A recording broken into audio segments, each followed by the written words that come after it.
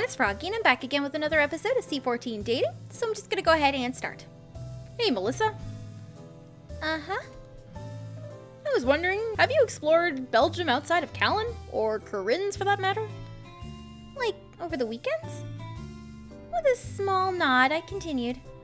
Aside from my routine jogs, I haven't done anything. I see. Would you like to join me in Namur this weekend? I have some errands to run, and I thought you might like to tag along. Check out the shops, get a view of the Citadel, eat out at a nice restaurant. A restaurant sounds lovely, a walk sounds great.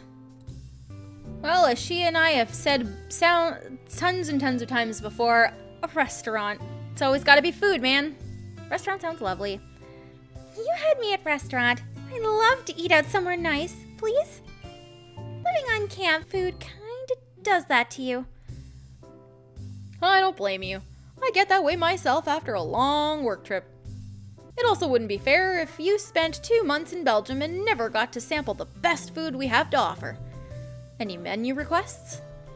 Believe me, I won't be picky. I trust your judgment. What time are you thinking of? Saturday evening? I'll pick you up if you don't mind sitting on a towel. My truck's a little on the dusty side. I think I can handle it. Great.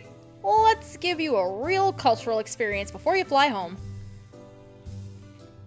Ooh, I'm looking forward to it. Alright, skipping up.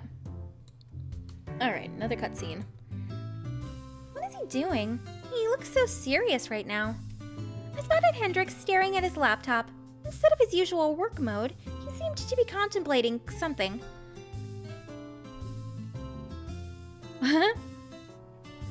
Cutie. What's up? Ah! Besides your nerves. Oh, Melissa, good timing. Remember how you said you trusted my judgment? Are you looking at restaurants?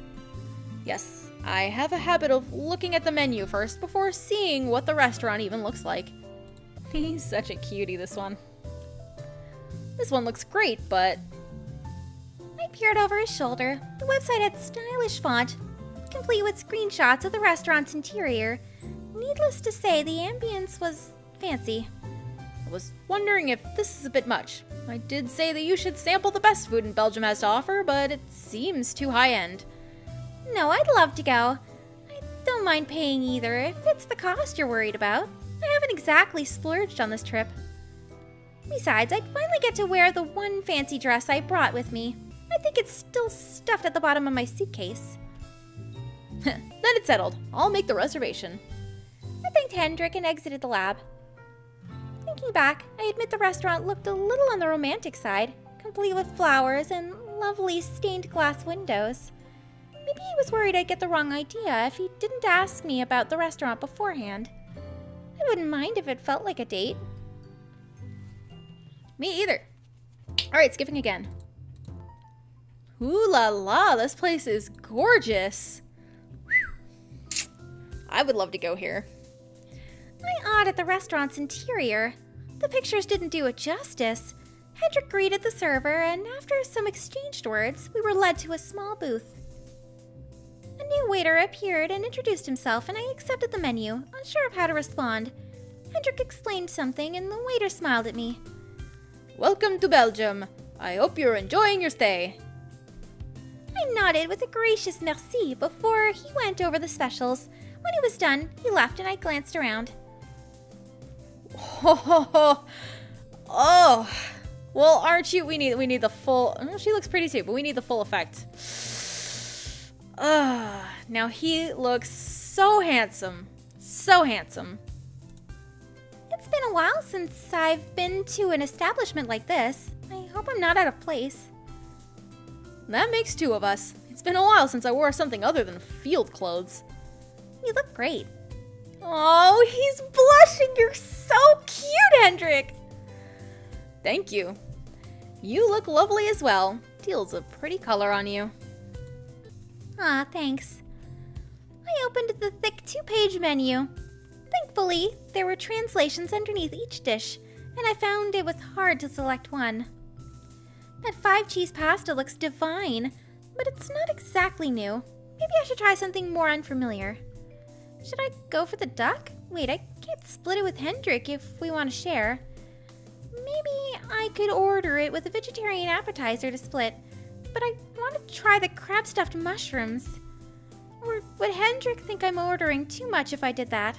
He's already seen my table manners. I don't want to add glutton to the list. Decisions.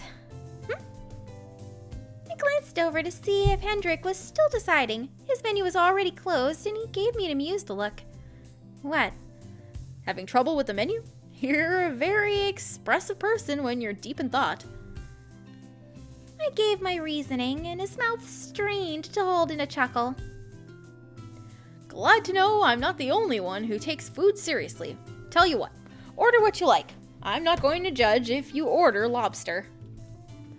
If you'd like to try what I'm eating, I'm more than happy to share. This is your first time trying real Belgian food. Just, don't go overboard. In Belgium, it's rude not to eat everything on your plate. Relieved, I ordered chicken ballotine served with veggies, while Hendrik ordered smoked portobello mushroom with arugula mustard. It would be accompanied by a glass of light red wine that he suggested. Once the waiter left, I picked up my bag discreetly. You don't mind if I test my blood sugar here? By all means, go right ahead. Grateful, I cleaned my hands with a disinfecting wipe and I placed a testing strip onto the meter. Although I had done this thousands of times, it was a little unnerving since I was dressed nicely and in front of someone who never watched before. Once I finished testing, I injected the insulin packed in my bag and pushed it under the table. How were the results? I'm good. Great. Didn't mean to come off as overly concerned. I understand. Don't worry. You're not being nosy, and I'm not offended. If anything, I'm touched. People say I appear healthy, so it's easy to overlook my condition.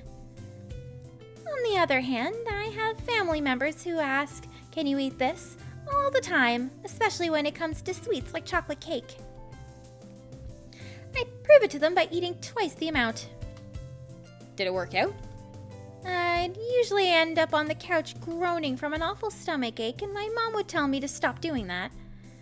Our dinner arrived, and the heavenly scents made my mouth water.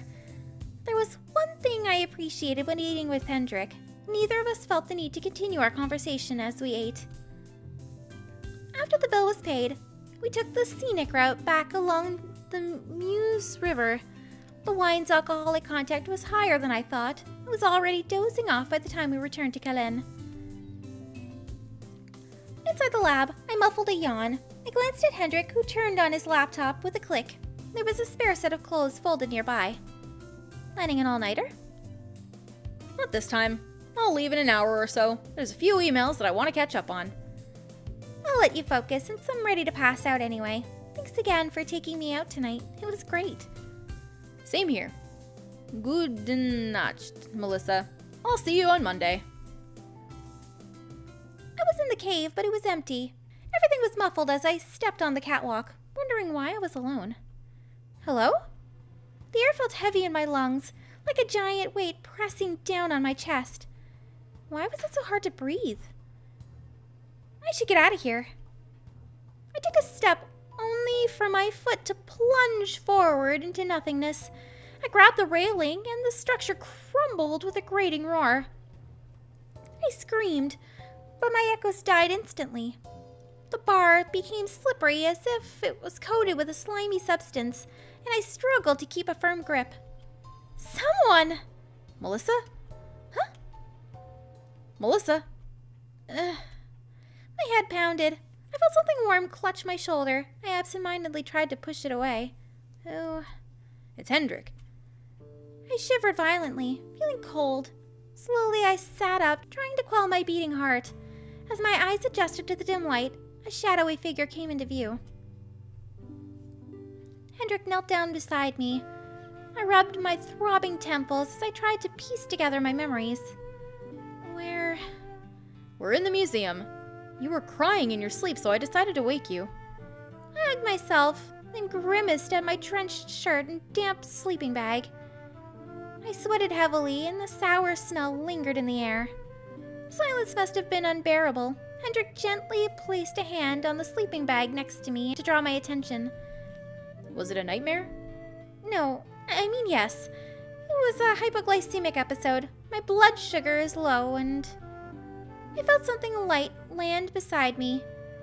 And it turned out to be my diabetic bag. Grateful I grabbed it, although my movements were slow and clumsy. Is there anything I can do? Sensing I was still muddled, Hendrik rephrased himself. You need to eat something. Something with protein or sugar. Cheese, peanut butter, fruit, juice. Got it. After Hendrik disappeared, I tested myself. My glucose results were low, although not extremely. I cursed at my carelessness as I tried to determine where I slipped. Sometimes these episodes happen without warning, even with the strictest precautions. Was it the wine? The different eating time? Or the fact that I skipped my usual snack before bed? Turned out I wasn't the only one swearing. I heard a few things clatter to the ground downstairs. Followed by angry curses, I scooted out of the sleeping bag and sat on the edge of the air mattress. I hugged my legs while I waited, my forehead resting on my knees. The creaky stairs announced that Hendrik had arrived, and he placed a plate on the floor in front of me. It consisted of chopped up celery sticks, half stuffed with peanut butter and half with melted cheese. Thanks, this is perfect. He sat down beside me, our elbows grazed as I reached out and grabbed a celery stick full of cheese. The filling was lukewarm and I chomped down. After I finished one, I wearily rested against Hendrik's shoulder. Thanks again for waking me. I hope I didn't disrupt your work. I was about to retire to bed myself. How are you feeling? Much better. I'll test my sugar level again after I eat. You can help yourself, you know. You prepared way too much. I placed my hand on the dish and shuffled all of the cheesy ones towards my side without thinking. Oh, whoops, that's unfair. I reluctantly switched one out for a peanut butter filling, but it only made Hendrik laugh. Don't worry about it. I can put the leftovers in the fridge.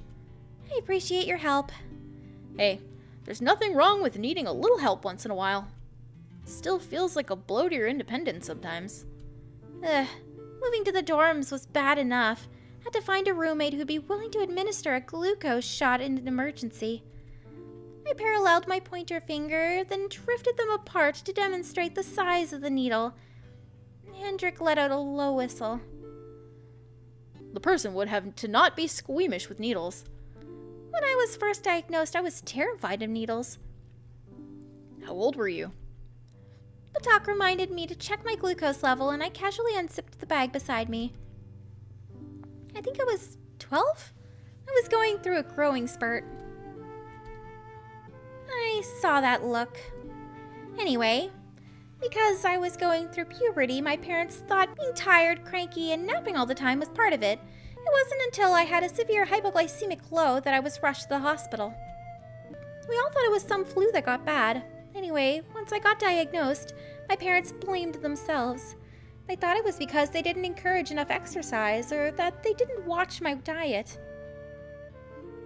The test results were acceptable, and I relayed that to Hendrik while I packed up. It was a tough year, constantly being monitored, changing diets, trying out different dosages of insulin to figure out what worked. It was scary and stressful, but now it's all routine to me. Thanks for listening to me. I rarely talk about these things. I don't mind. I feel like I can relate in a way. He glanced down at his arm. Were you in an accident? Car crash. Sometimes I think about coming up with a more interesting story. Landslide during a geology survey or a mountain climbing accident. No, I had to doze off at the wheel, then veer off into the Autobahn. Oh my gosh. I'm just thankful I came out alive. How long ago was this? 5 years? I was returning to Belgium and fighting off sleep. All of a sudden, I heard a loud honk and swerved to avoid an oncoming car. Luckily, no one else was injured. After that, all the tasks I took for granted became hard to perform one-handedly. Couldn't even get my hair in a ponytail. I felt useless. The phantom pains were terrible, and I worried about my career. It wasn't until Rose finally stepped in during one of my funks. She threw a bunch of clothes at me and said that I was the one stalling my life. My job was still there, my friends weren't gone, my family was worried sick. She said I could still do everything I'd done before, I just had to think of a new way to do it. That's a very Rosemary approach. It worked too. That was when I decided to change things. Like you said, it wasn't easy at first. What did you do? First, I got more tattoos to cover up the scars. The prosthetic arm already hides most of it, but it was my way to show that I was stronger than that, and that I wouldn't be held back by my accident. I'm still a little clumsy in the kitchen, but I just need more practice. He grinned triumphantly and gestured to the plate, which had a few remaining pieces of celery. All done? Yeah, thanks for staying with me and for the talk. I grabbed the scrunched up sleeping bag, but Hendrik winced. We have a spare you can use instead. You'll sleep better in something clean. He came back with a dark green sleeping bag. You're spoiling me. In return, have a restful sleep. Night, Melissa. Wait. The words were out of my mouth before I realized it. If it's not too much, could you hold my hand until I fall asleep? At first I thought he'd decline since he seemed hesitant. However, he sat down on the mattress next to me. He gripped my hand and I felt a gentle squeeze. Thanks. It felt safer, more secure. Like this, the warmth was reassuring and I closed my eyes. Oh, there's a new cutscene. I love it. Alright, well, I'm going to go ahead and end this episode here for today. Hope you guys enjoyed it. If you want to see more videos from me, then don't forget to like, comment, and subscribe. Thanks for watching.